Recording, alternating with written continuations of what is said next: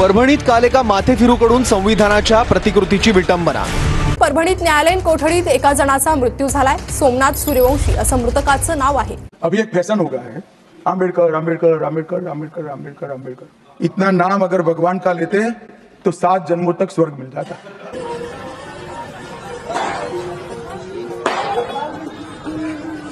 अखंड हिंदू राष्ट्राचं पहिलं संविधान तयार झाल्याचं पाहायला मिळतंय। 3 फेब्रुवारीला वसंत पंचमीच्या शुभ मुहूर्तावर महाकुंभामध्ये ते देशातल्या लोकांसमोर सादर केलं जाणार आहे। 4ही पीठांच्या शंकराचार्यांच्या संमतीनंतर ते केंद्र सरकारकडेही पाठवलं जाणार असल्याची माहिती मिळते। 2035 पर्यंत भारताला हिंदू राष्ट्र घोषित करण्याचं लक्ष्य या हिंदू संविधानामध्ये आहे। सभागृहाचं नाव संसद नसून हिंदू धर्म संसद असं असेल।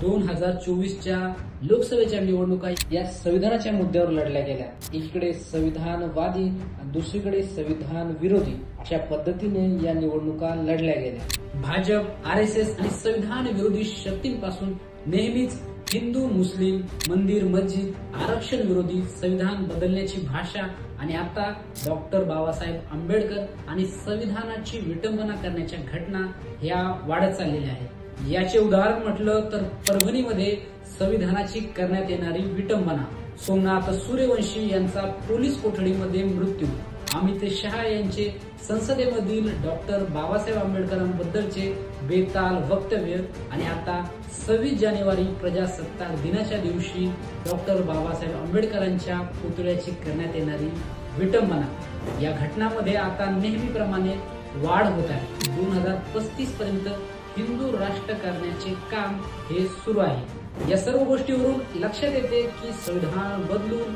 मनुस्मृती लागू करण्याचे काम केले जात आहे। वंचित बहुजन आघाडीचे प्रमुख प्रकाश आंबेडकर यांनी यापूर्वीच सांगितले होते की या घटना वारंवार घडत आहे, कारण संविधान बदलून यांना मनुस्मृती आणायची आहे आणि यासाठी देशभरामध्ये छुप्या पद्धतीने षड्यंत्र रचून काम केले जात आहे। या प्रकारातूनच डॉक्टर बाबासाहेब आंबेडकर आणि संविधानाची विटंबना केली जात आहे। ज्या संविधानामुळे माणसाला माणूस म्हणून जगण्याची संधी मिळाली, स्वतंत्र, समता, बंधुता, हक्क, न्याय, अधिकार आणि राष्ट्राची एकता ही या संविधानामुळे आपल्याला दिसते। सर्व समान आहे याची हमी आपल्याला हे भारताचे संविधान देते आणि ते संविधान आता बदलण्याची भाषा पुन्हा एकदा करण्यात येत आहे। हिंदू राष्ट्राचे संविधान हे तयार करण्यात आले आहे अशा बातम्या आता प्रसारित होऊ लागल्या आहेत। 2035 पर्यंत भारताला हिंदू राष्ट्र करण्याचे लक्ष्य यामध्ये ठेवण्यात आलेले आहे। त्याचा मसुदा हा केंद्र सरकारला पाठवला जाणार आहे। सभागृहाचे नाव संसद नसून तर हिंदू धर्म संसद असे असणार आहे। मनुस्मृती पुन्हा लागू केली जाणार आहे आणि पुन्हा हक्क, अधिकार हे हिरावले जाणार आहे। त्यामुळे भाजप, आरएसएस आणि संविधान विरोधी शक्तींच्या विरोधात लढले पाहिजे आणि या सर्वांपासून सावध राहिले पाहिजे।